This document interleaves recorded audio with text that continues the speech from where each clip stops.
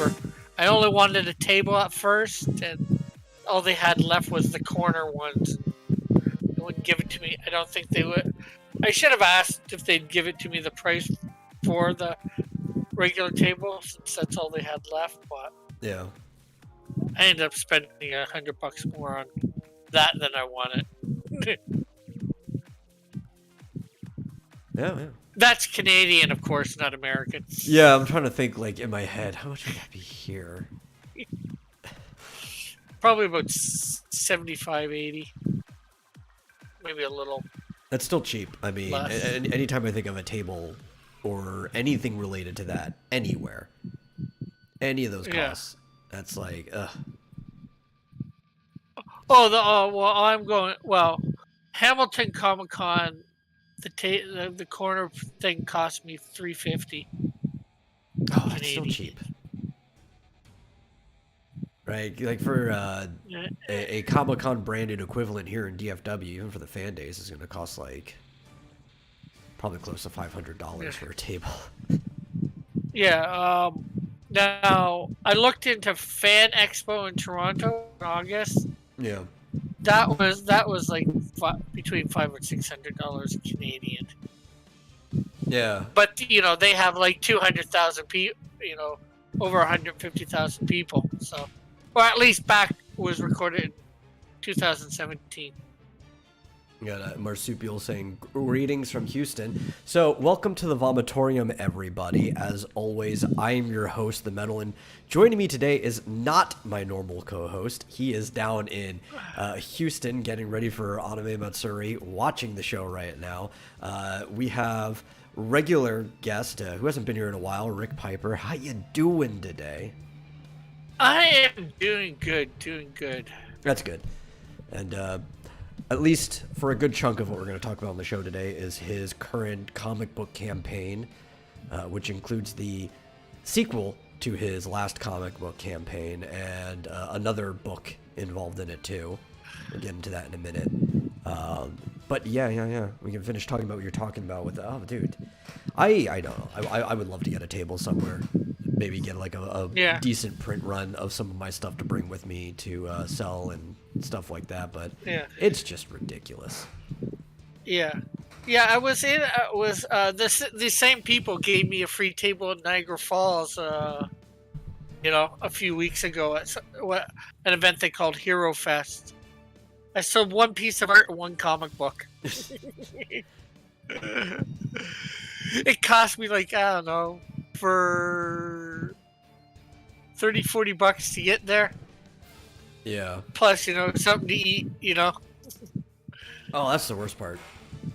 So, talking about the subject I just brought up, I get a text from Marsupial at like 10 a.m. or whatever. I think it was probably around that time. And he's like, hey, you want to go to Anime Matsuri? Which I'm guessing his preferred roommate decided not to go, which would have been his girlfriend. And it'd be like, I would love to, but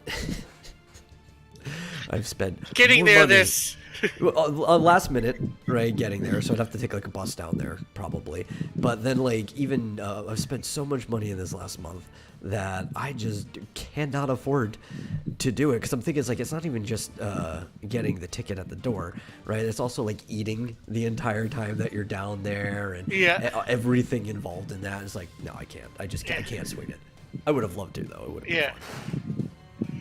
Yeah. Well, the day I went to Niagara Falls, I ate cheap, I got like nachos and a drink sometime in the middle of the day, and it did me through till I got home. Yeah. But it's a long day doing cons, especially when you're traveling the day of. Just because it's a few hours, and even when it's close to you, Oh yeah, well, I mean, I think Houston, from where I am, it's probably typical distances like what you were talking about, because more than half of the Canadian provinces are huge, like Texas is. A lot of them are bigger. But so like to get from Dallas to Houston, I think it's like almost 4 hour drive, right? But then if you're taking like a Yeah. Greyhound bus down there, they're gonna have to make stops, so it's gonna basically be a day trip. Which I don't mind. I actually really like the bus system. I enjoy going on trips and stuff, but it is something you definitely have to plan ahead of time. Now, Yeah. if it With wasn't a Niagara Falls, financial, oh, you with can continue. Niagara Falls, it's usually about an hour and a half drive by car. By Yeah, the Go bus, it's about 2 hours. Although that coming home, there was road traffic jam on the Saturday yeah, afternoon. No, Sunday afternoon. Was it Saturday or Sunday? I forget, but it took like I think an extra hour to 2 hours to get home back to Hamilton. It was like, oh God, will this trip ever end? I want off this bus now. yeah. That's about the distance I used to go up and down from Waco when I went to college. And I remember we were stuck in traffic for 5 hours once because that is like the only busy road in Texas, right? If you're going across the country is Highway 35, and if you're going in or out on the weekend, you can easily get stuck in gridlock traffic that lasts just miles and miles and miles down a highway. Yeah. They're saying, and looking in on this for the one I'm going to tomorrow or heading towards tomorrow. Yeah. It's I gotta go an hour up to Toronto, and then the bus that I gotta switch to, it says 5 to 6 hours, or that's what the road trip is. Um, I get there like it's gonna be a 5 or 6 hour bus ride, but I'm gonna have my phone so I can listen Yeah. to music and stuff like that, sleep or whatever. Sleep is what I'll probably do. I fall asleep like that on anything vehicle that goes. Yeah. Like I usually try to bring something to game when I'm on like a Yeah. bus or whatever. And every time I do, like now I've got the Switch. I used to have my DS or whatever, and I would go there and I'd want a game. But then I ended up just pulling my laptop out instead, and I'm starting to write because I can't not work long enough. Luckily, most buses have Wi-Fi now, so that's really not even a problem. Yeah.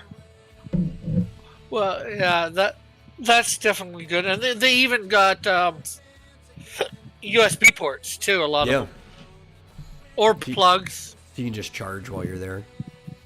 Yeah, I remember when I went down to LA a few years ago. Well, the Greyhound buses here didn't have it then. Well, they still don't because there's no Greyhound buses Yeah, here. But the the Greyhound different brand buses in stuff. the States had that. It was like, yes, I got something to do for the 3 days while I'm traveling. Yeah, I can work on my computer. And because of that, I was able to get a program to be able to call my mom off my laptop and all that. So that was, good. wow. Apparently, they have a pool shaped like Texas at the hotel. Cool. I'm used to seeing stuff like that. Though you find Texas shaped everything everywhere here. But I think it's also because Yeah. like not only is Texas probably like one of the most proud states about itself, it's got one of the most unique shapes, like very easily defined. Yeah. You're not gonna see like a Belgian waffle shaped like Colorado because you're like, this is just a normal waffle. Yeah. But yeah, although Ontario's got a very unique shape about it, I don't think it'd be very easy Discernible. to make Yeah. a waffle. Well, I'd probably be easily discernible, but it's really big. I think we discussed before, like I think Texas and Ontario are close to the same size. I think Yeah. Ontario might be slightly. Yeah, but you bigger. understand you can scale it down. I mean, we don't make Yeah. waffles the size of Texas. Yeah, that'd be one big waffle. Yeah, yeah. No, But they're usually, no, like, it's this just an big. odd shape. Yeah. I guess I'm more saying it's just would be a really odd looking shape. I mean, you think the Texas waffles aren't an odd looking shape? probably to normal waffles, yeah, but these ones would be. I mean, Texas looks like a gun, like a finger gun. That's like the shape of. Well, Ontario, I'm not sure how to describe what it looks like. You know. No, no, By you just need itself, to anyways. cook the pan into the right shape. That's all you need to do. Yeah. I think one of the cities I lived in recently, within like the last decade, at a public park, they just had this huge stone structure shaped like Texas that you could go and walk on, and all of the different stones in it were actually shaped to be the counties, so you could actually find where you were on the map. Oh, that's cool. Yeah, Texas takes itself very seriously, sometimes a little too seriously, but I'd rather that than the other way around. Yeah. Yeah. But let's talk about something else that I don't know. I don't think you take too seriously at all. You have a lot of fun with this. Let's talk about the Canadian Shield, right? That's what we're here to talk about, and Snowdrift as well. But the I Canadian take Shield. Ooh. Real. I'm not sure how serious. I take it fairly serious. I think You take it serious enough. Because of course, I do get really. I can be really annoying to people. Okay. I know if they get things wrong. Let me change my language on it. You are properly invested in your IP. Yeah. But you don't take it too seriously, right? Like, because if somebody's doing something official for you, yeah, you'll point out they get something wrong. But like, you don't criticize people's fan art or anything like that. You kind of just let people do what they want to do. I have. Oh, you have? I haven't seen it. Oh, Rick, I was trying to give you an out, and man, you had to go and ruin it. Hey, I'm honest. Maybe to a fault. Yeah. But, you remember Manny, right? I do, but I don't think I Kujabaka. know anything about the situation you're about to talk about. Yeah, well, it was. I'm not gonna go into great detail. He put in a piece of fan art, and I got it. I was like, I love the fact that he gave it to me, and then I go on and the Canadian Shield's not big enough. This is wrong. This is wrong. This is wrong. Oh yeah, well I remember you mildly criticizing the one I did because it was more of the proportions of the buckle or whatever, but we were all joking around and having fun with that. Yeah. The one where he's like chugging the syrup. Yeah. Yeah.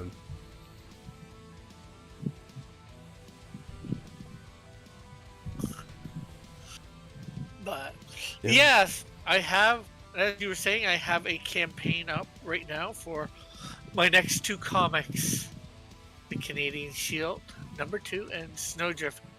Yeah. So were you gonna ask? Am I just gonna free talk or? Oh no, you we're wanna just having a ask? conversation here. We can ask things. We can talk. It doesn't matter. I was gonna pester you about that life-size cardboard cutout of the Canadian Shield that you probably have not too far from you.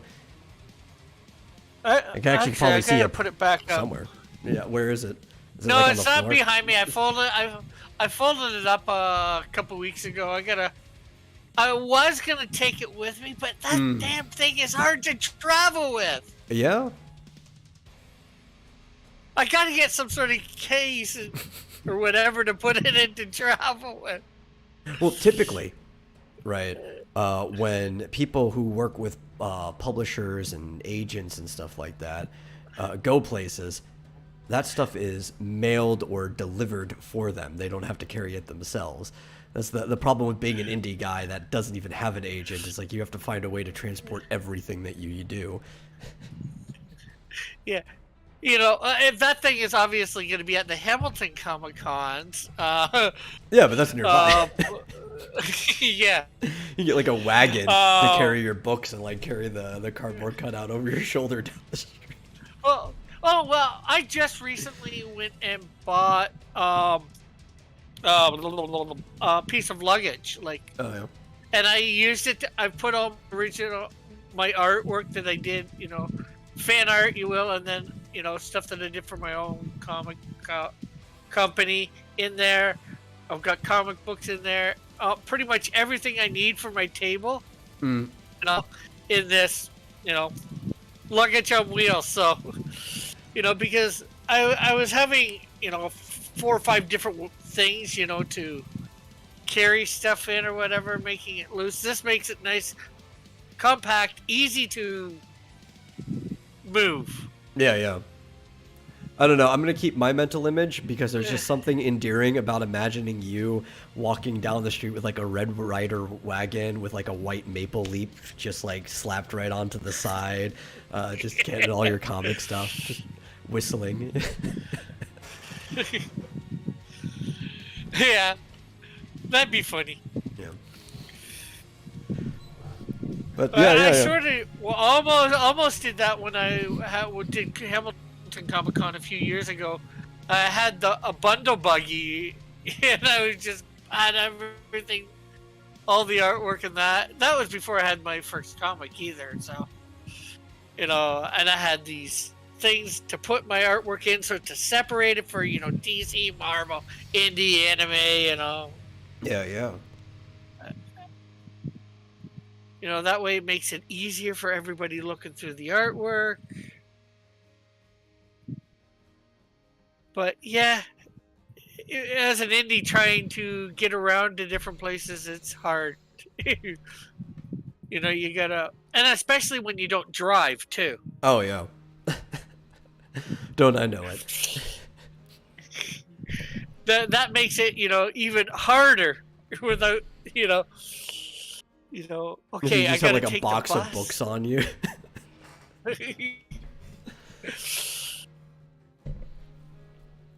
See, the books, that's always the hard part, because like if you go and print out T-shirts or whatever, like those you can just shove into a backpack. That's no problem. They're light. It's always the books. Yeah, for sure. And right now it's how many do I take, because I gotta have some. I've put so many on the campaign. Although the campaign's not going I think it's going slightly better than last time, but Well, last I not checked, you at least hit your goal, right? The minimum. Yeah, well, yeah, but I went with a $500 Canadian goal. Flexible. Which is I only was pretty sure it was gonna 390 in hit that. USD. Yeah, and that fluctuates for Yeah. that, but Hey, I mean, you but already hit a grand though, so.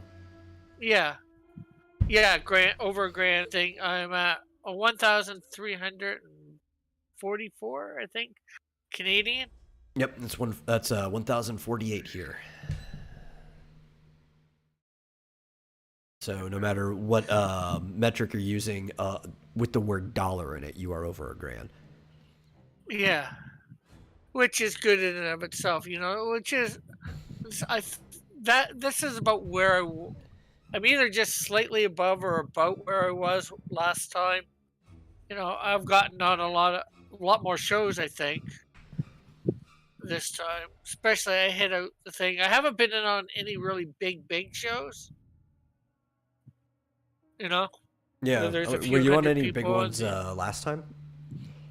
Well, I got on Ethan's for like about 5 minutes. Oh, that's right. So. Yeah. I was on Mandy's last time for a little bit more than 5 minutes. I reached out to her and she said she'd have me on, but I might have to get back to her. I've reached out to a few people they said they'd have me on, but they haven't gotten back to me. But then again, like I said, I've probably been on, I don't know, good 10 shows at least, I think. Well, I mean, you got In the time. You last still have month, just under a month left at like 27 days. Yeah.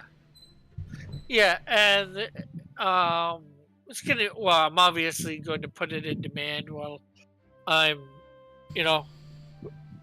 getting, things together, of course. I got my slow artist on the Canadian Shield.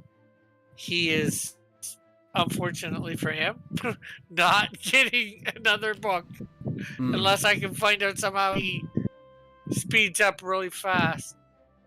And then I think he reuses a lot of his own shots and stuff too. I've noticed redrawing or whatever, which isn't too bad, but I'd like a little bit more variety. Yeah. So, I've already got John on for Snowdrift number 2. So, he's penciling it. I'm going to do my best to ink it, which that comes from having been inking Melvin number 3. At least you're getting practice on it. Yeah. I have not talked to Timothy in, I don't know, months. I have absolutely no idea what's going on with Melvin. I'm slightly burned on Melvin from the first one, so. Yeah. Because, I refused to let him credit me as an editor for that book. I said you could call me a dialogue consultant because I gave him editing feedback and he ignored like 80% of it. So yeah. Which is his choice. It is his choice. I gave him options too, like multiple options, and he still even ignored a lot of the options. So, like, why would you ask for the feedback if you didn't want it? The problem is, you ask for the feedback thinking it's going to be something you want to hear. Maybe or you think what they say is going to work. And probably would have worked, but he probably just thinking whatever he did would work better. The thing is, too, I didn't change anything in my feedback other than like making people sound like they talked like people.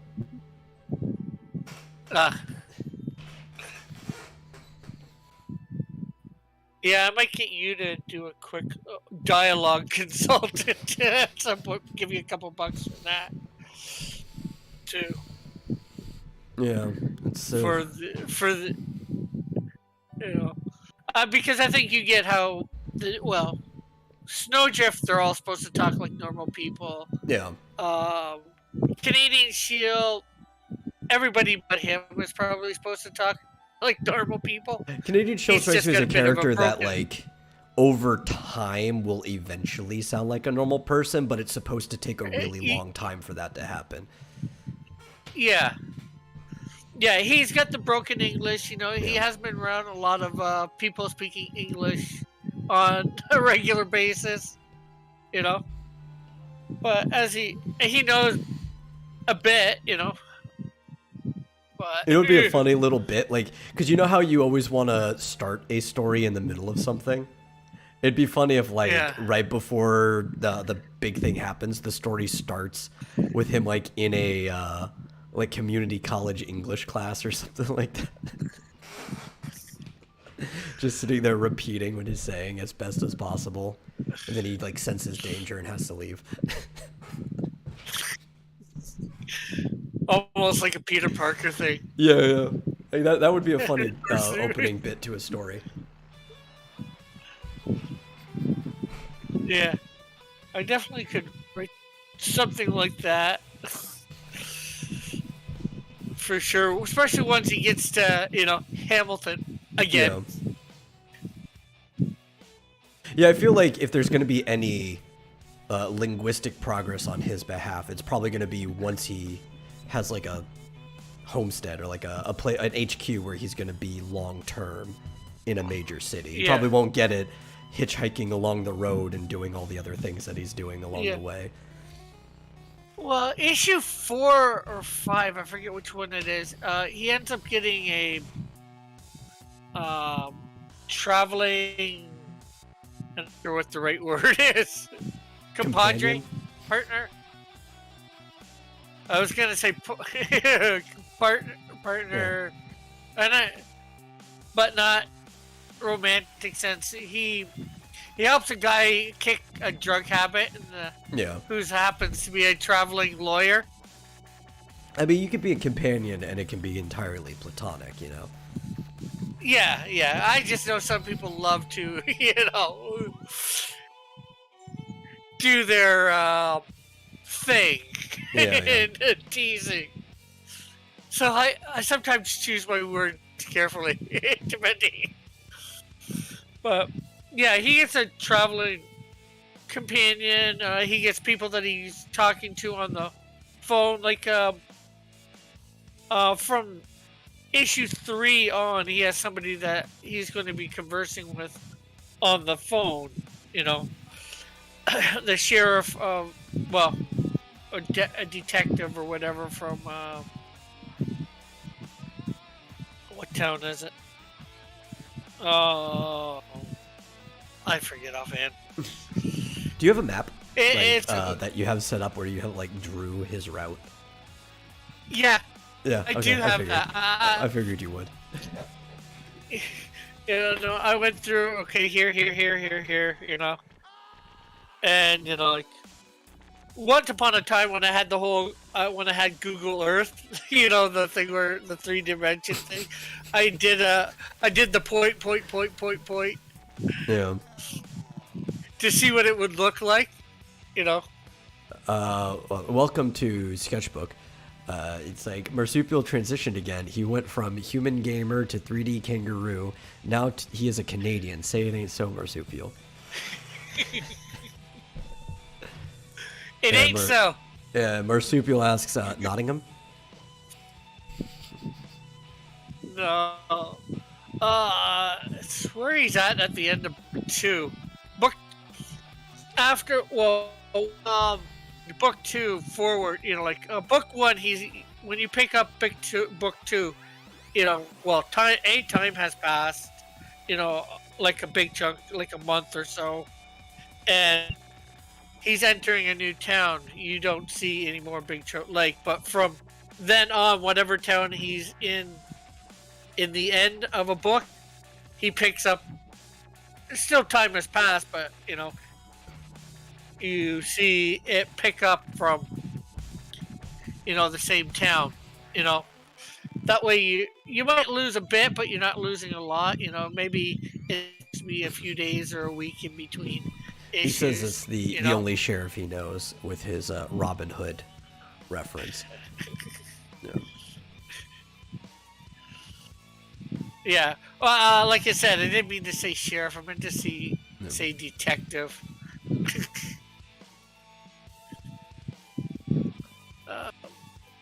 Yeah. I think it's Wawa that he's at the end. Oh, of Wawa. 3. I know, what a name of a town, right? Yeah. Every time I hear Wawa, though, everybody's talking about the, what's it called, the gas station up in the Northeast. They gotta go to their Wawa, get their sandwiches in the middle of the night. Yeah.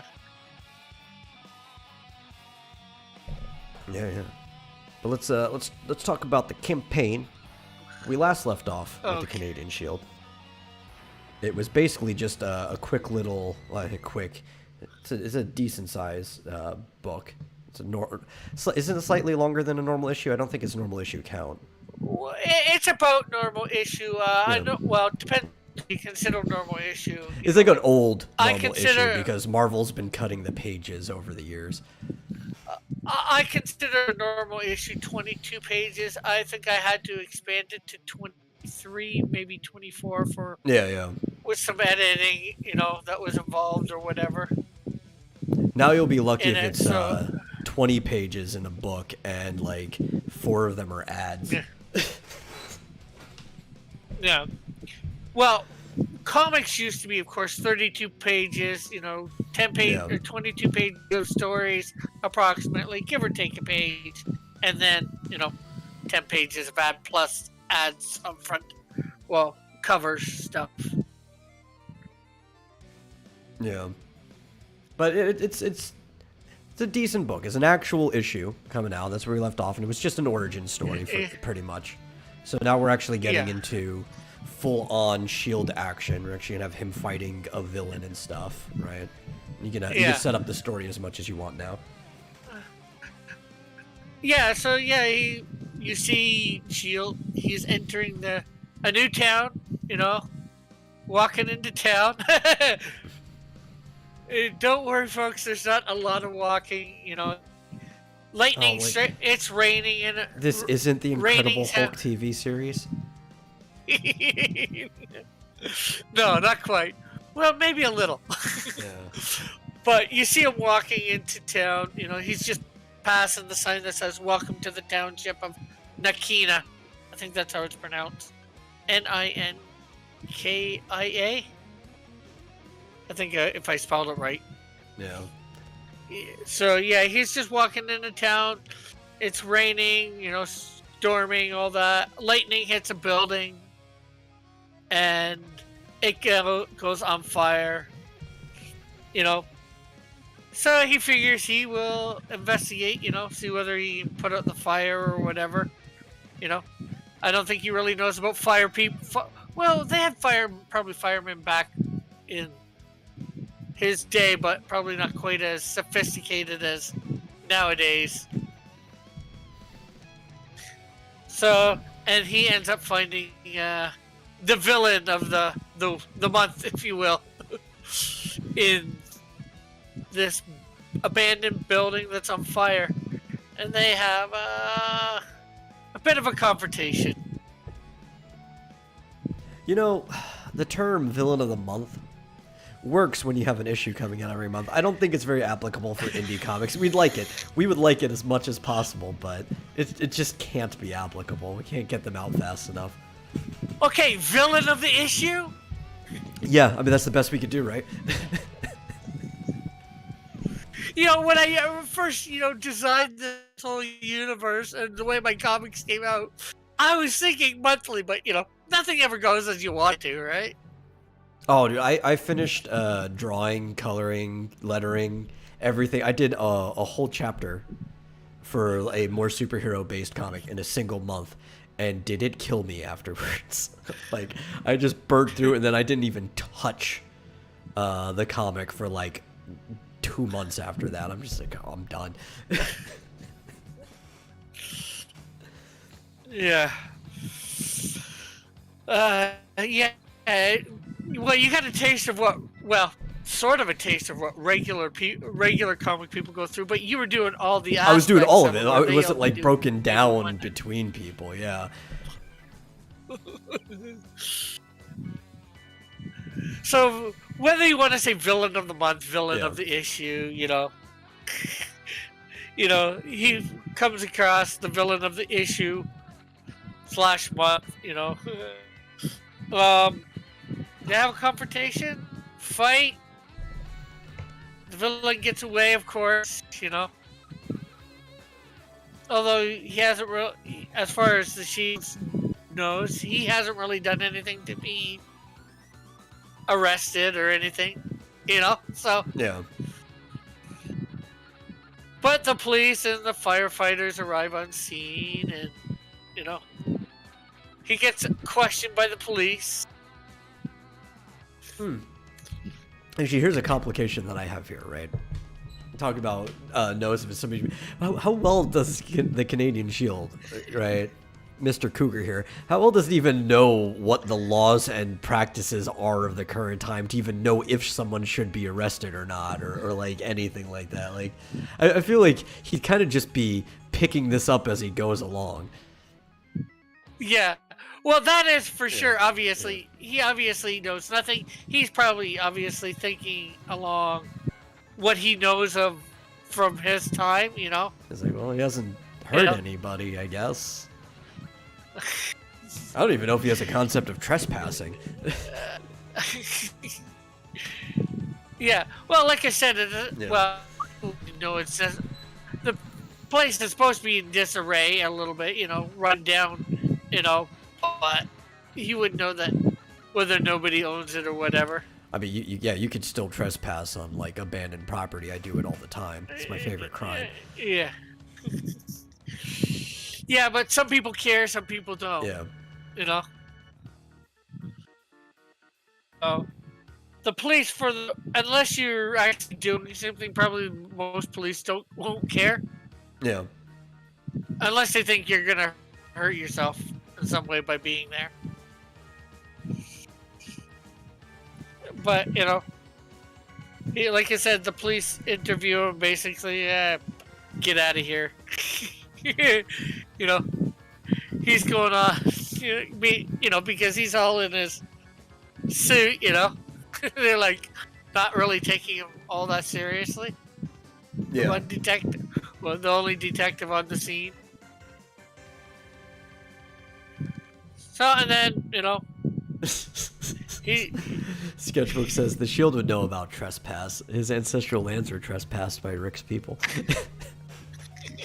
Well, it also, like, you could explain trespassing to many, like, native tribes or whatever, but, like, how well they understand it would depend on their culture, right? Because it varied greatly. There's some where they would, within their community, people could just walk inside people's houses, no problem. There's some where, if you said the domicile was off limit, they'd understand that because they didn't go inside other people's houses without, announcing themselves first. And there's some where existing was trespassing. If they saw you walk by their village, they would just shoot you with like a bow and arrow. Like it just greatly depended on the culture of the tribe or you were dealing with. Yeah, some of the tribes, nobody can own the land. Yeah, really. But you can have a hut or a tent or even a house, right? So they could walk all around it, but you go inside, you couldn't go inside the property. A lot of them did understand property. Yeah. Yeah, to a mile extent, of just your personal house space. Or teepee space. Because we try to like lump them all, but there was like so many different, you would say like religions amongst them, right? They all had different beliefs and stuff. It varied from people to people.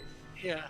Well, different cultures. That's really what it comes down to, different cultures throughout the tribes, Yeah. And I'm not sure what he's Mohawk, so I'm not sure completely what that was for. I'm not super familiar with them.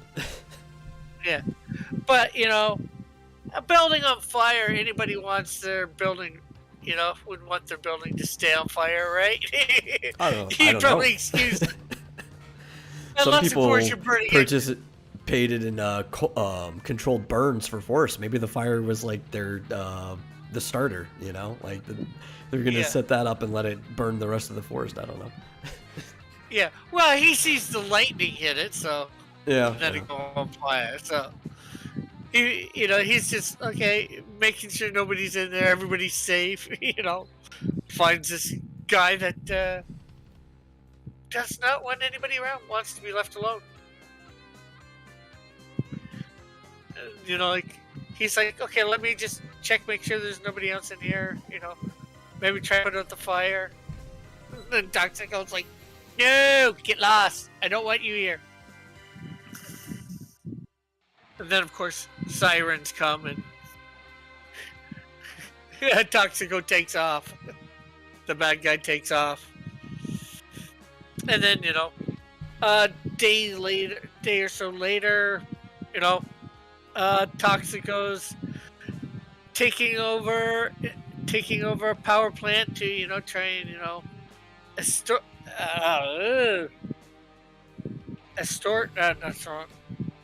get money from people for, export. Give me it's extortion. Yeah.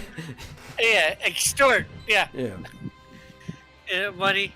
And of course, Canadian Shield ends up getting drawn in by, the angel from the first issue coming by and saying, hey, guy's got something he wants you to take care of. I'm paraphrasing it a lot, sir. Of course. No, I like what the sketchbook's like. My house is on fire, fireman. Sorry, sir. It's a controlled burn. We had to use your place as kindling. I mean, sometimes you just gotta. Sorry. This is the nature of things.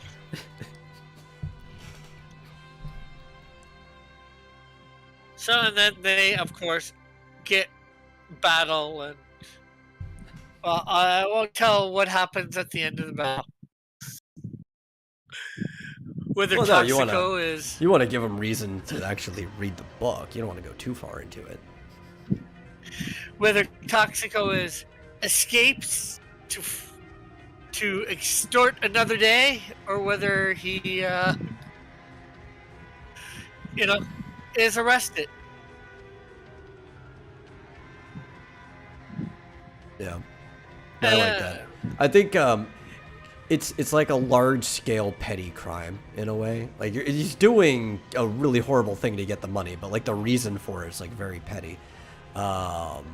And I kind of miss those type of villains. You don't really get them anymore. Everybody's got to have like this, even if they have a sympathetic backstory or whatever, like the thing they need to be doing has to have some type of philosophical motivation. They can't just be after money for personal gain or anything like that. It's got to be something stupid.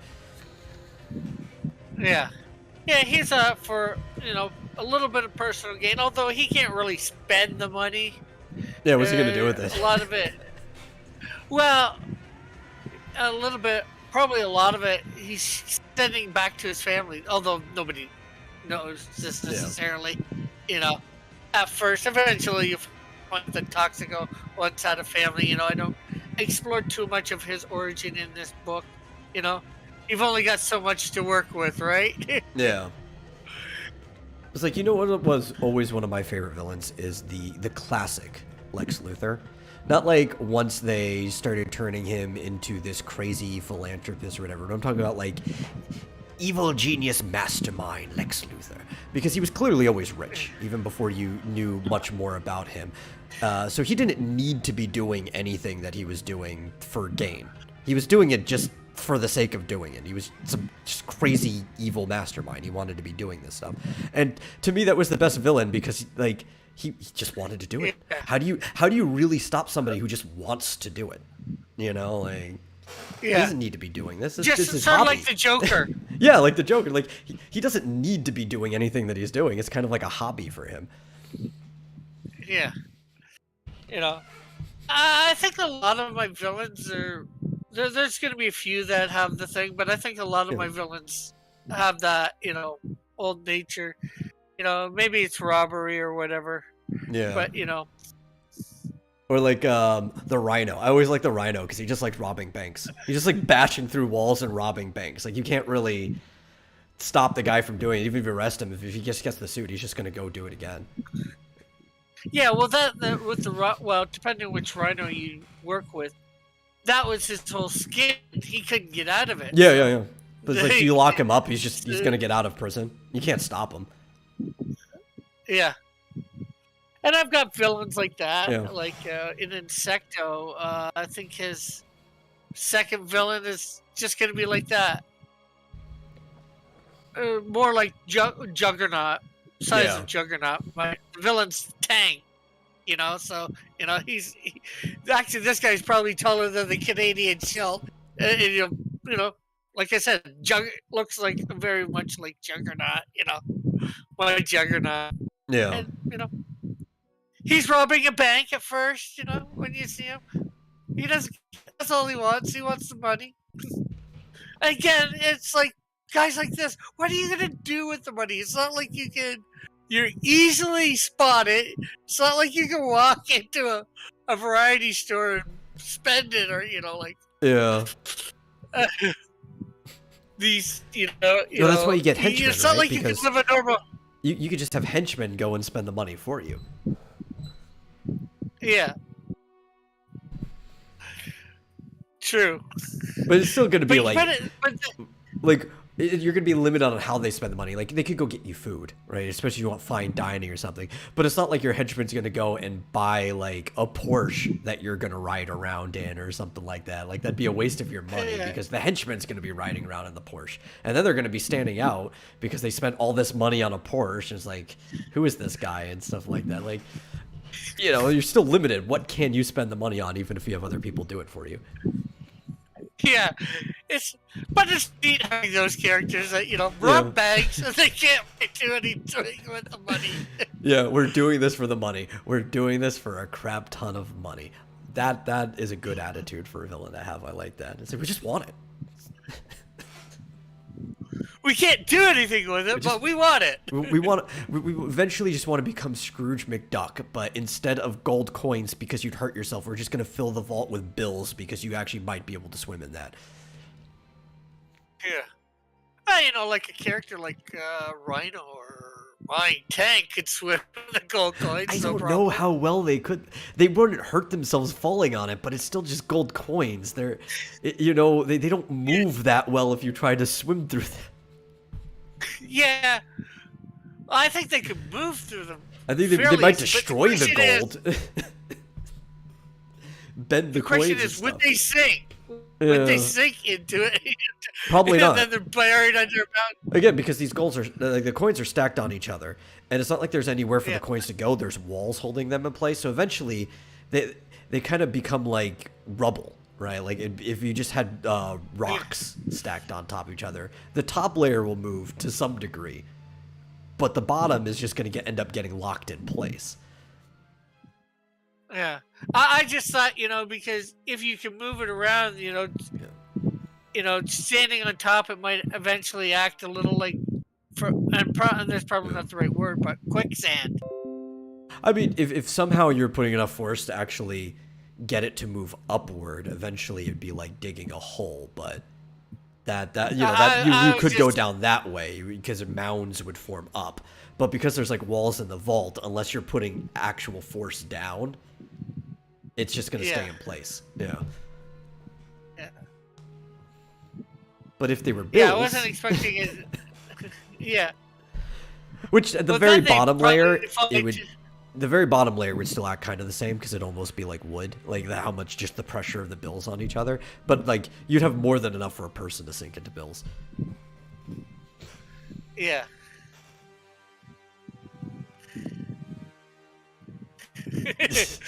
Sketch says probably diving head first into metal coins probably gave Scrooge McDuck a brain concussion.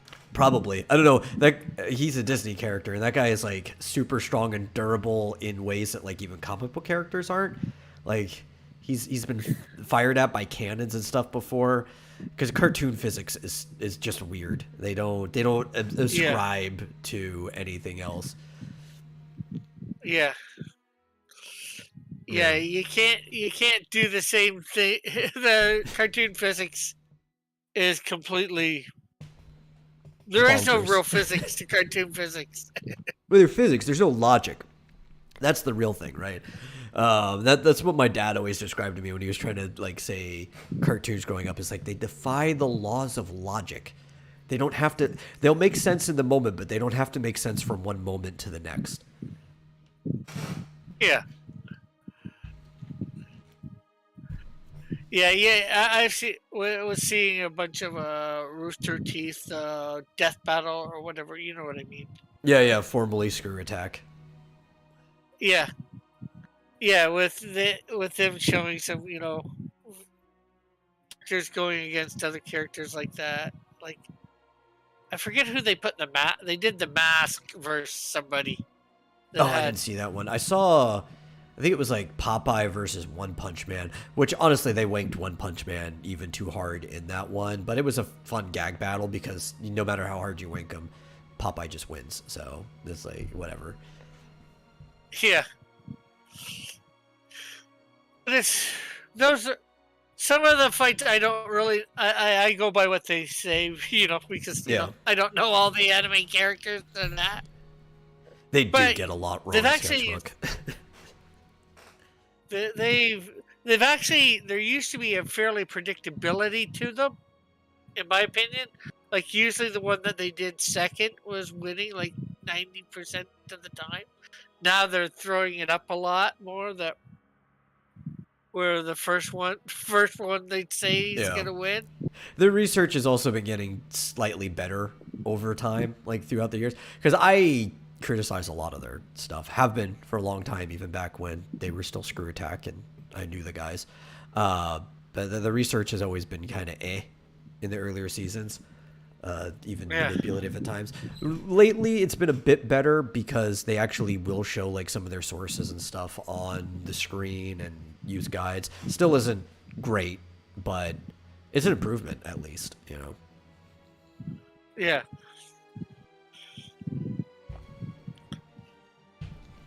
But Yeah. yeah.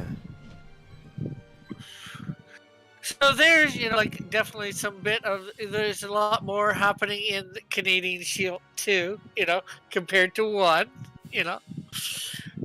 A lot more I'd say action, with you have two fights if you will, and that's Yeah. basically what you have in most comic books, two There wasn't really fights. any action in the first one. There were things happening, but it was more descriptive than anything, even if you saw something happening in the panel. Yeah. And of course, now we've got Snowdrift, which is an origin issue, but there's a little bit more happening, a little bit of action, especially near the end as she's about to find out about her powers. Like thugs coming into a restaurant and putting everybody in the freezer. You know, the walk-in freezer, that is.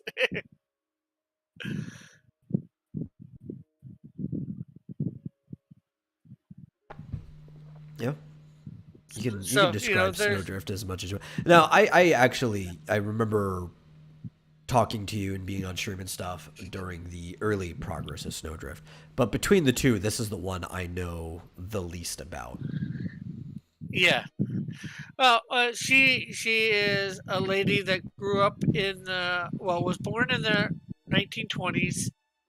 I'm not sure whether early or mid, but she was going to college slash university in the Second World War time. So to become some sort of scientist. Limited refrigerators. You trying to get the ire of Gail Simone over here? No. I'm not sure. Like I said, I'm not sure what type of scientist she's becoming. But, anyways, a little bit after she graduates, she ends up being able to lead an expedition to the Canadian Arctic, choose her team, and all that. So she ends up going up there about a year into, that's so it takes about a year to get the team together and everything together to Oh, go. that's a good idea. Sketchbook says you should make a Snowdrift refrigerator magnet. Don't pop it right there on the freezer.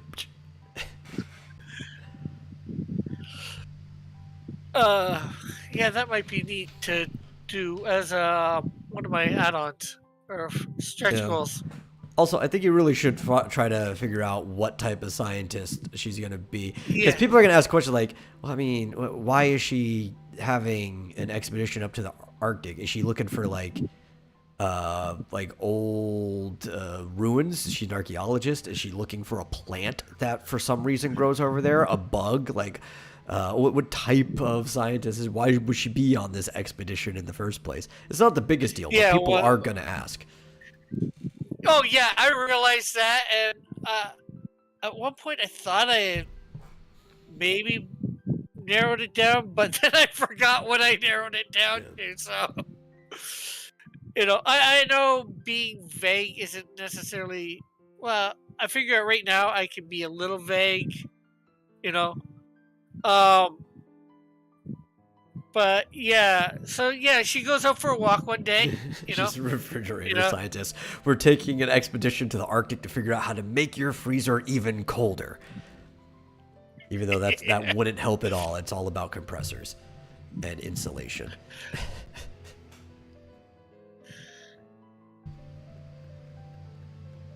She keeps men hot and beer cold. No drift cooler. Oh, that's almost like the maple leaf, the Canadian Shield maple syrup jar. Yeah. But yeah, she goes out for a walk, and freak blizzard happens. She can't find her way back to camp. She just falls to the ground. Calls on for God to save her. well, no, but the expedition goes out looking for her. They can't find her, and over the next 70 years, the snow and all that slowly go away, and 70 years later, a guy named Ricaro, who happens to be in the area, who has a cabin in the area, for reasons that I'm not gonna say quite yet. Why there's a cabin there in the middle of nowhere, near where she once her expedition was. It's not in the same spot her expedition was. It's in a different spot, but he's up for a walk, finds... That's the answer I would prefer to hear, in general. Like, you're talking about being vague. It's good to be vague from the audience's perspective, right? But from the creator perspective, it's pretty good in the background to have all this information down, so you can kind of like slowly feed it to people over time. You want to leave some of the mystery, but as the writer, you shouldn't have any mystery. You should know where things are going. Yeah. Oh, where they're going, but like I said, what sort of scientist she was, that's the only... That's merchandising is where the real money is made. Yeah. That's probably about the real thing I don't know right yet for her. And I really do have to sit down someday and figure that out. But yeah, he finds her there in the snow, frozen. This guy named Ricaro grabs her, picks her up, and brings her back to his cabin. Sets her in front of the fireplace, puts a fire on, and sees whether she will thaw out. She does. Gives her some, CPR type stuff. Look like she needs it. She revives. She smacks him across the face, thinking he's trying to take advantage of her. Oh, you'd be a funny one if she was like a climatologist, like way before the whole global warming thing. So she wakes up in the modern day and she starts seeing all these other ones talking about it, and she just like disagrees with everything that they're saying because nothing they're saying lines up with what she knew about the climate back then. Ooh, that could be good, because her and the Canadian Shield, I want at some point to, without being too preachy about it, to have the little bit of things on how society has changed, how it's so different. Yeah. The commentary, I guess, on how it's so different, maybe good and bad ways, But that could be a neat thing, some sort of climatologist, whether or like a meteorologist even and stuff. Just like, I'm going out there, study the change of the weather and the ice caps. Let's see what's going on. Yeah, that's a fairly good idea. For something I did want to do in amongst her thing. So yeah, she gets revived, finds out that 70 years has passed, so she ends up having to deal with that. And then Ricaro, because he's got some contacts, he ends up getting it so she can get a new life. Yeah. She's no longer a scientist per se. She has the knowledge, but she ends up having to work at as a waitress. Going back to getting something probably simple or something maybe that she's done in her past. Actually, I could have that in her past, that she was a waitress beforehand. I could throw in a line. I guess I was back to waitressing.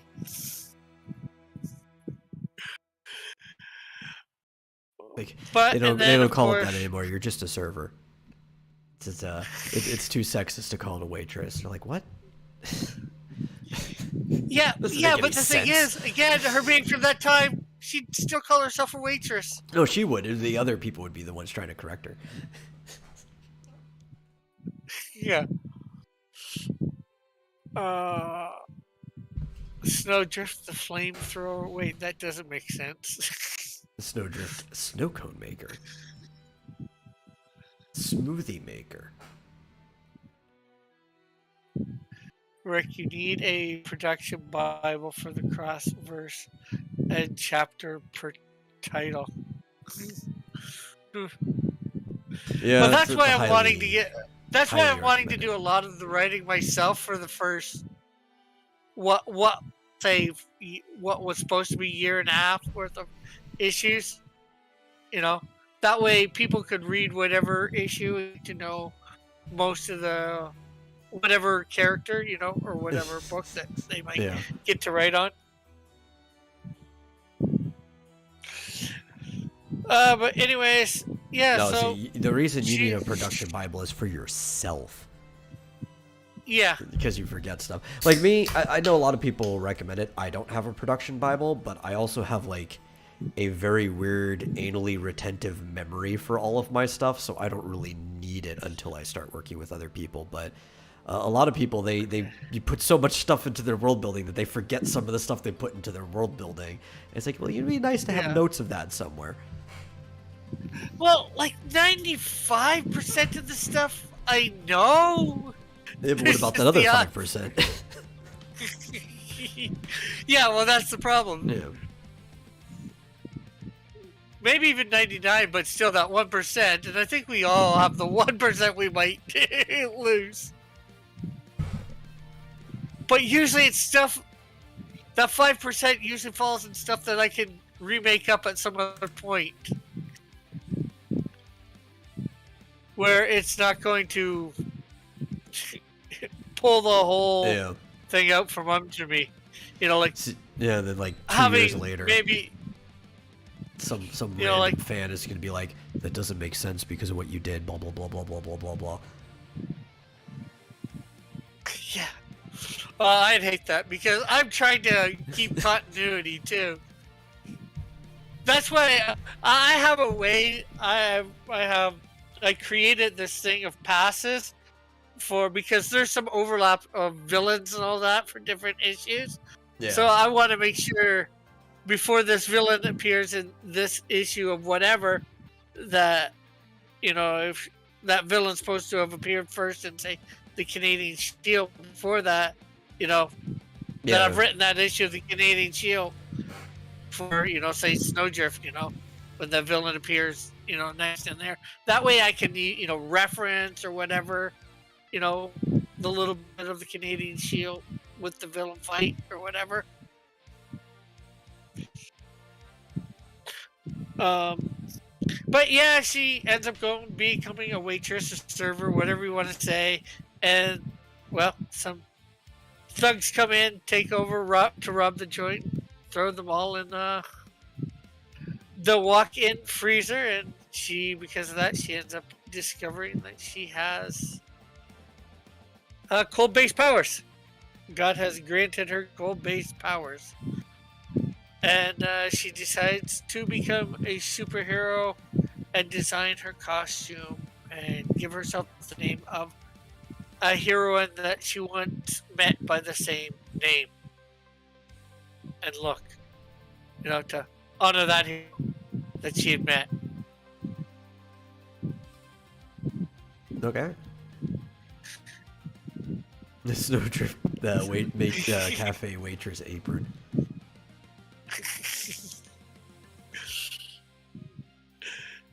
So yeah, that's Snowdrift. The first issue of Snowdrift in a nutshell. Probably gave a lot away in it, but Probably. Then again, like I am coloring it online, so for the most part, I mean, you would probably hope you had more viewers, but at the same time, you definitely want your campaign to have more backers than you have viewers. Yeah, true. And that I'd probably say too. I right now these are $10 ideas. Yes. Well, of course. Hey, I've already started with the action figure, of the Canadian Shield, and I'm actually going with I have a scaling thing for it, like 1 inch equals a foot. So, like the Canadian Shield action figure is 8 inches. When I finally get to Snowdrift, she's going to be 5 3/4 of an inch. So, just shy of 6 foot. That way you'll see the difference in height, unlike, like Marvel or DC ones in the same line. Yeah.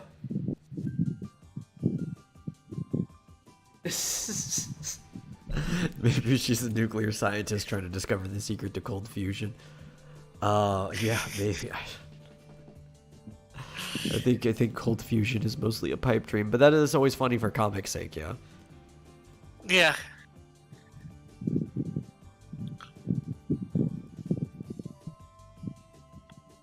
Yeah.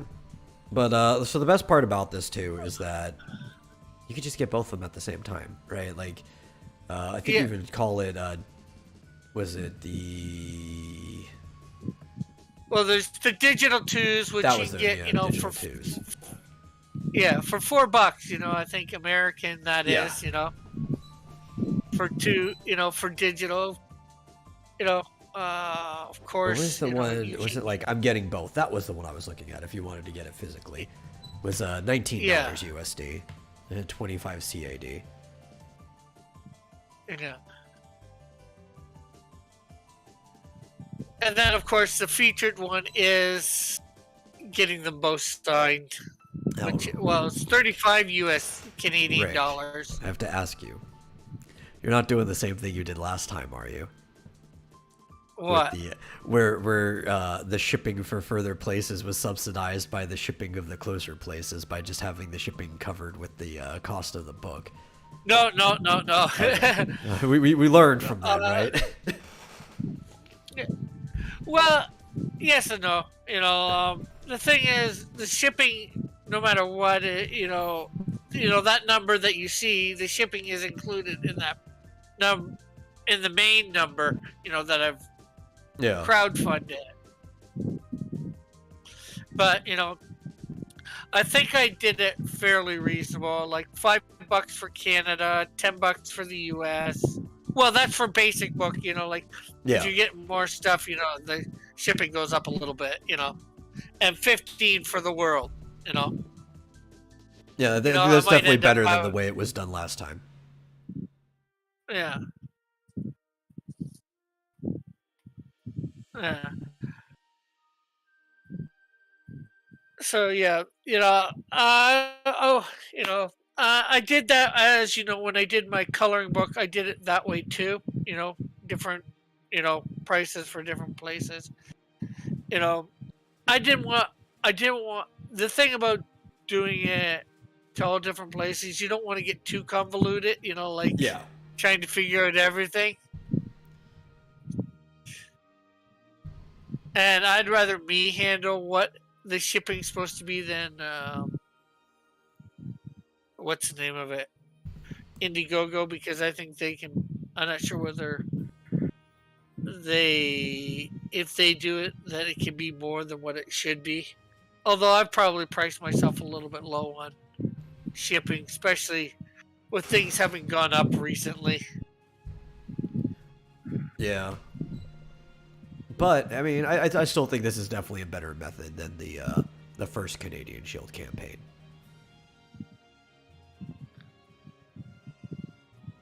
Possibly Sketchbook. The first villain she will face is Heat Base, so I'm not sure whether it's going to be her arch enemy or not. But I think she's going to be a recurring enemy at least. I think she, in what I classify as my first year and a half, I think she appears at least 2 times in that time in Snowdrift's books, as well as a few others, I believe. So I always like it when a villain's like recurring arch enemy for a while, even if it ends up changing for a while after a while. It's like a very specific foil that you wouldn't inherently think of. Like, I like how for a good run until there was like reverse flashes and stuff, Flash's like big enemy was Captain Cold, and it's like he was a very specific foil because, oh, well, now he has no friction, so he can't go super fast because the floor's frozen. And it's not one you would like think of Yeah. off the top of your head, but it's like, no, this makes sense. Yeah. And so I like those Yeah. type of foils. Those are always good. Yeah, yeah. I want to do that sort of thing eventually, or make sure they each have their all my characters have their quote unquote rogues gallery or whatever.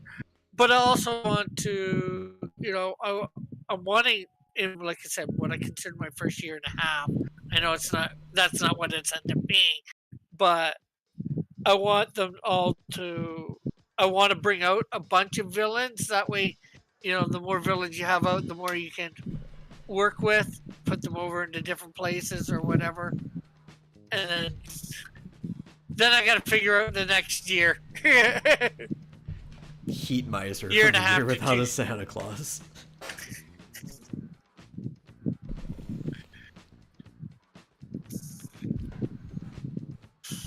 And that would, I don't know, maybe a little too on the nose. It'd be a little too much.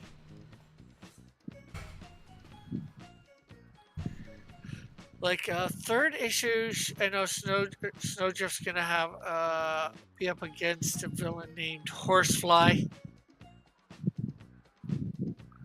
who deals in like poisons and all that. Yeah. It has a couple extra robotic arms, sort of like Doc Ock, but not four, not two, four, just two. Don't flies slow down when it gets cold? I don't know. Typically, like in the wintertime, or as it gets close to the wintertime, the flies super active in the summer, but they start to go like slower as it gets colder and stuff like that, and it becomes easier to like catch them. Yeah. I think in the first battle with Horsefly, she traps her like Yeah. that, just brings up a row of bunch of columns of ice, around her. A prison, but I'm not That'd sure be how funny. long Almost like a normal horsefly, right? Just like if she just starts making the area colder and colder, the mechanisms start to like wedge up and slow down and stuff. Yeah. Her arch enemy is Shovel Man with the power to shovel away her snowdrifts. Be a snowplow guy from Nickelodeon Snow Day. Or well, I know he's a hero, but the guy from Mystery Man. Oh yeah, with yeah, the shovel, with the shovel, yeah. That's what he's talking about. Yeah.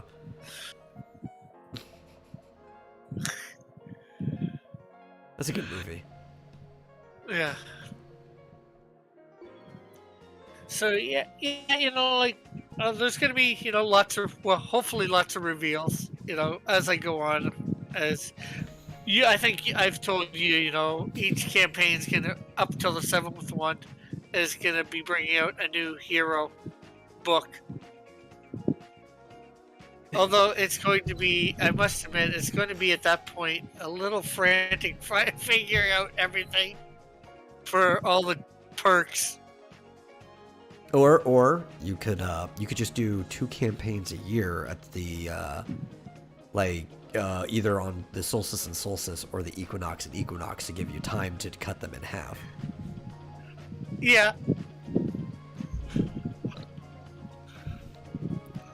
Because I think getting up to 7 would just could be a nightmare logistically.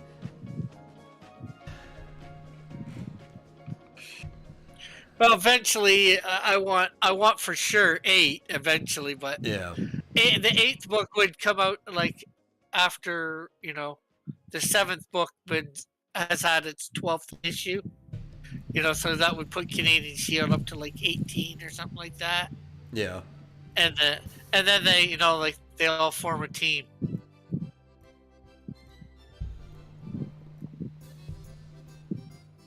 And then some secrets are revealed. I know one secret, anyways, which is revealed.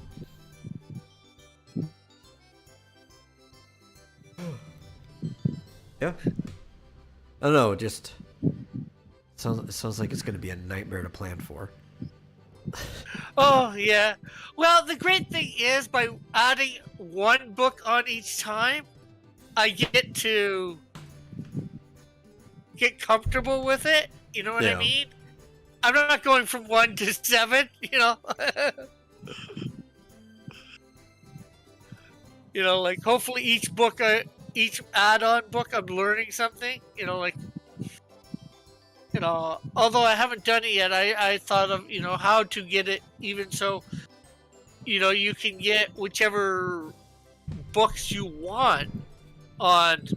I'm pretty sure I figured out how you can get it. So, you know, you can get, you know, either one book or you can get, you know, 2 books, 3 books, 4 books, 5 books, 6 books, 7 books, and which of that number that you want, you know, Now, eventually, you we're know, just by gonna have adding to. options. We just got to fund the Rick Piper printing press. We just have to get you a whole building where, aside from writing, all you're doing all day is just printing comics. And you get other people to draw in color. It's like I don't have time. I just gotta print. Yeah, that's almost something I would mind doing too. You know, like I'd like to I'd love to hear say Eric July's one now. Oh yeah, dude, Eric is doing great. Like it's spectacular, and I like it. Like a lot of it, I know he did a Kickstarter or something to supplement, but a lot of the cost just came in from him already having a finished book and having a product to sell to people, right? Like there people are paying for shipping and the product. So like he was doing everything properly, and then like PayPal's like holding his funds now. Yeah, like $1 million or something like Yeah. that. Over $1 million. This is why you got to be careful with who you go with for payment processing, because some of them are ideologically bent. Yeah. Yeah. I don't know what I'm gonna do when I get to that. You know, like eventually, obviously, I'd like to get off of Indiegogo and Kickstarter because and I think I am gonna do a 30-day campaign on Kickstarter again with these books and see how it goes. You know, see whether I get to the 500 or not. You know. Yeah. Because it can't hurt, you know, because my delivery date is supposed to be January of next year, you know, and I made that just because my one artist is slow, and I've got to start kicking myself in the butt and getting more done on the books for coloring. But I know if push comes to shove, you know, like if it's, you know, probably October or November, I'll just go every day.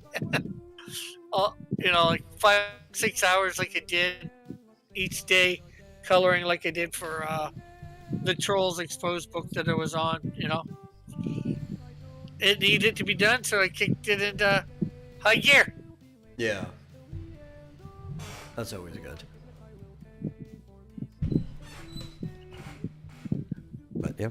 And then, because you know, I want to make sure that people get their product by the delivery date. I prefer sooner than delivery date, and that's gonna probably depend a lot on the guy that I got for the art. He's on page 18 right now. Only on 18 or 23. How long ago? Like, I know you said you have to kick him higher. How long ago did this start? Over a year ago. Yeah. Because I remember being like on stream and stuff when you first got your page. I'm like, I feel like it should have been done by now. Oh, but he's had some health problems and different other things. Apparently, you know, I'm choosing to believe him, but still at the same time, probably by the time it should have been, he had some of these health problems. I think the book should have been done. Yeah. Well, I know, you know, also beggars can't be choosers. You got this thing at kind of a steal price-wise. Yeah. That's the real reason I'm not complaining too much. And So hopefully he's going to be done page 18 soon. Yeah. I just I sent him a message today. So how's 18 going? But before I did, I checked to see whether he put it up, because sometimes he puts them up without telling me. Yeah. I've done a couple, 2 or 3 pages of that way. Oh, it's up already. Okay, then how's this page going? Yeah. The next page. Well, no. Usually I give them 2 weeks from when I know a page has been done, and then I say, "How's this page going?" And then I try and at least once a week later, "How's this page going? How's this page going?" Yeah, that issue. When I was working with an artist, she put up the last page and never told me, and it's been like sitting there for like half a year, and I could have just put the whole short up. And because she never got back to me, I didn't realize. I could have just checked, but it's like, every other page you told me when it was done. I was expecting the last page to be told when it was done. Yeah.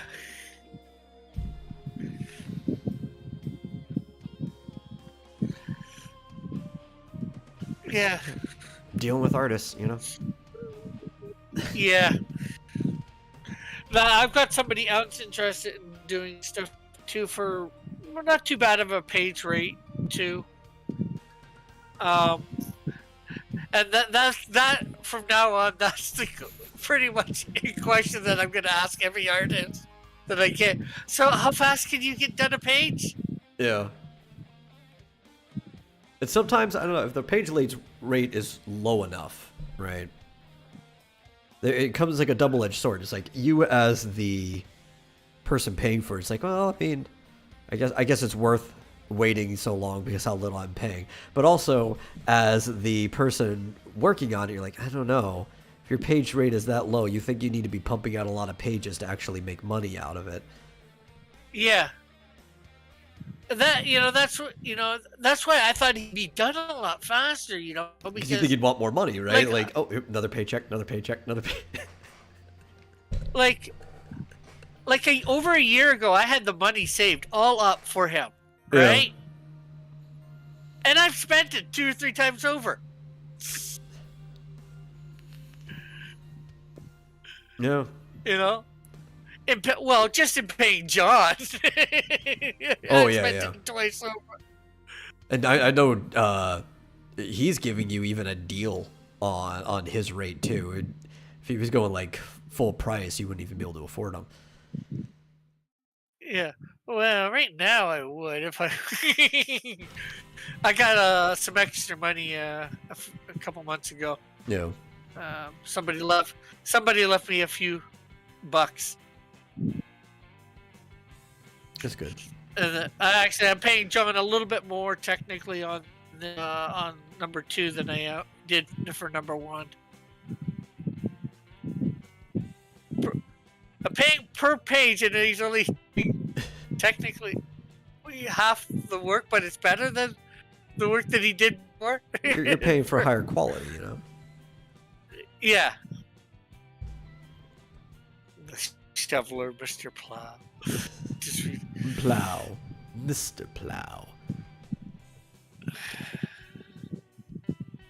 I can imagine sure it'd be whether like Mr. Plow he'd would actually be be a French Canadian and be spelt like Pleau or something like that. Mr. Plow.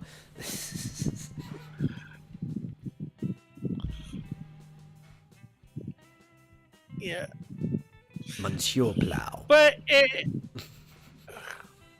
so yeah, that's a main, like I said, in hiring new artists, that's usually how fast can you get done a page? The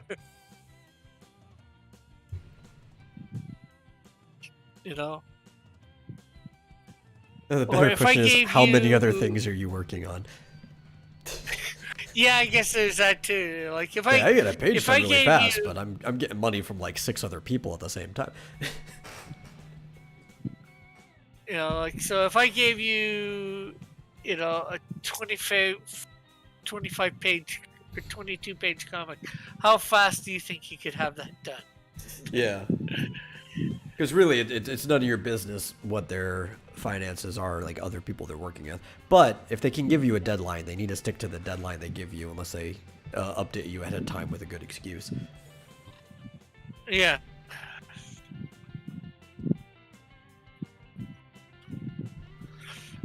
Yep.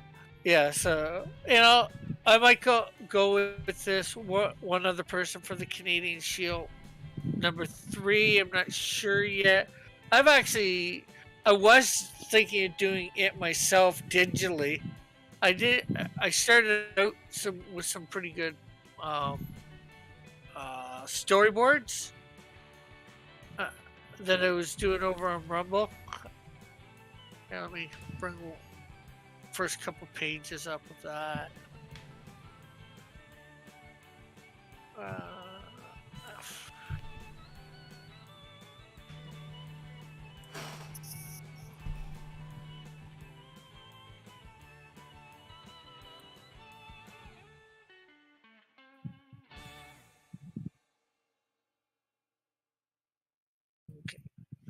You looking for it? oh, I got it. No, okay. I just it's loading up all the pages. I recently upgraded to EX on a thing, so Oh yeah, so you can that's do like Jason. the book viewer with the multi Well, pages and stuff like that. yeah.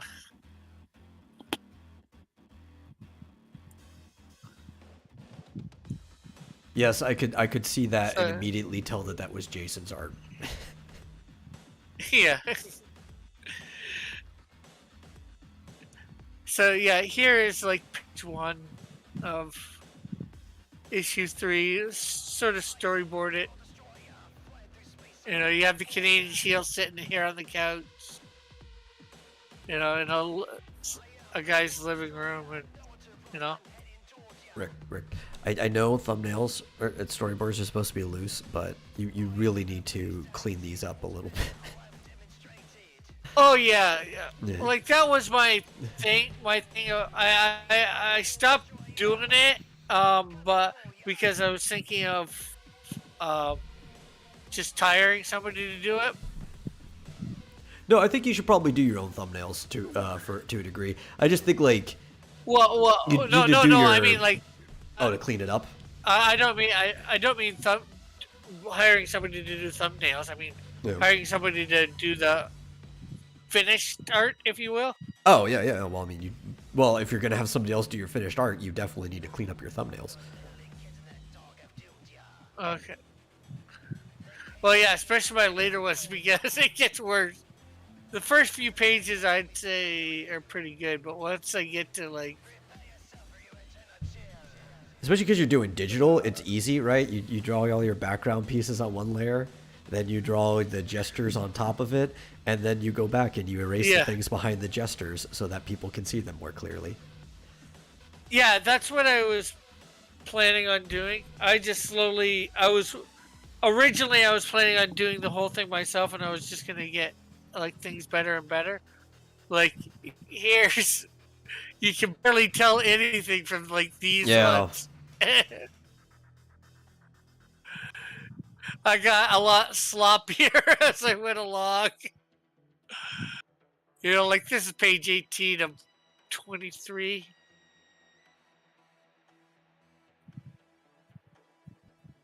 But I don't even think I end up doing 23, 21, 22, 23. Yeah, I didn't put anything in there yet.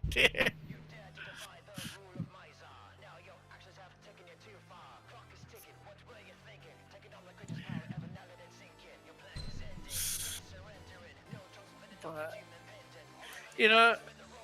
it was what it was. Maybe I will redo it or whatever. But I think if I'm working with somebody, yeah, I can clean those up a little. You know, because I was gonna like when I did it myself, I was gonna like I did like you said do everything on a different layer, and that's what I did. I was Yeah. gonna go fix up the couch, then fix up the Canadian Shield, fix up each layer as best as I could, then get it all the next layer or whatever. Yeah, and if you're You working with know. somebody else, all you got to do is make it readable, right? Because I do think that Yeah. if you are going to do thumbnails like that, and especially somebody who is as picky as you when it comes to the execution of stuff like that, you probably should be doing your own thumbnails and then giving it to somebody. Yeah. But yeah, I think that's all you need is Although something readable so they can read the scene. Yeah. Although John himself, I'm letting John with free reign on Snowdrift too. Yeah. And I've pretty much let Ephraim free reign on the Canadian Shield too. You know, I know me and John did the thumbnails, if you will, together for Snowdrift #1. You know. Yeah, yeah. I remember I was in some of and those he- streams too. It's but you know, you were able to like kind of tell him yes or no during that, like if he was Yeah. doing the panel right or not, or if you wanted it differently. Yeah. Eventually, you gotta trust your artist, though. Yeah. Either that or, you know, learn to do the job yourself. Because like if you could do Yeah. just a really crappy thumbnail that's like, okay, here's the camera angle, here's the people, this is where they should be, and here's the gesture, and be like, okay, now just remake this entire scene but better. Yeah. Let's see what I was thinking about. Yeah. There's some minor things that I've had to change even in Snowdrift #1, because John sometimes his continuity room doesn't keep it the same. Yeah. It's like, okay, like, or what the person's wearing, like Snowdrift, when she, had her parka on. At first, he put the fur on the cuffs and all that, and then he didn't. So it's like, this makes no sense. Yeah, yeah. Well, you know, he is kind of an expressionist, right?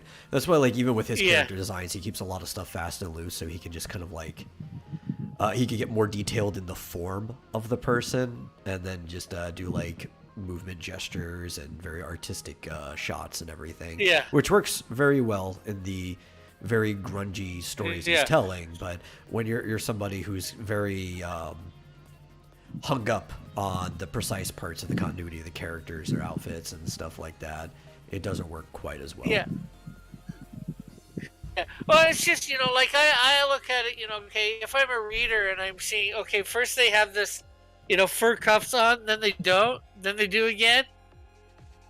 Okay, what's happening? What happened to the fur cuffs? See, then you have to stay away from some manga, right? Especially if like a book is meant to be read fast. Sometimes things just disappear in some panels that you expect to be there. But if you're reading it fast, like your mind fills in the blank. Yeah. Anyway, we've made it to the end of the show. It's Oh, already wow. it's only an hour and a half, right? Yeah, no, it goes by faster than you think it does. Thanks for coming on and talking Yeah. about your book and stuff.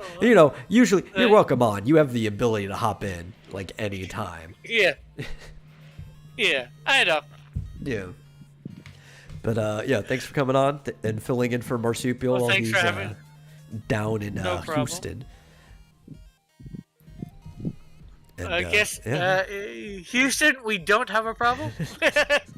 I hope there's not a problem there. He's going to be seeing some people. I think Vic Mignogna is there. Raketta's Law is Yeah. there too. There's a few different people. And Anime Matsuri should be a fun time. He said he'll send pictures. So maybe if he has any sent Yeah. in that he's approved of by Saturday, I'll show them on stream if I get somebody to fill in for that too. I don't know if he'll be on stream or not. He said he might come in on phone, show the convention or whatever. Who knows? Well, I'd offer to, but I'm not sure where I'm going to be, what I'm going to be doing. Hopefully, I'm going to be back at least in my hotel room or Yeah. close to my hotel room by then. Because I'll the see if I bus can ride pester from someone. the bus ride from Sudbury to the little town that's above them, north of them, because the public transit does go there, but that's Yeah. like half an hour, 45 minutes, an hour ride. Yeah. Well, In the meantime, thank you all for watching. If you enjoy the show, please share it with somebody else who might enjoy it. It helps out more than you think. And if you really enjoy the show, consider giving a donation to streamlabs.com/vomitorium live.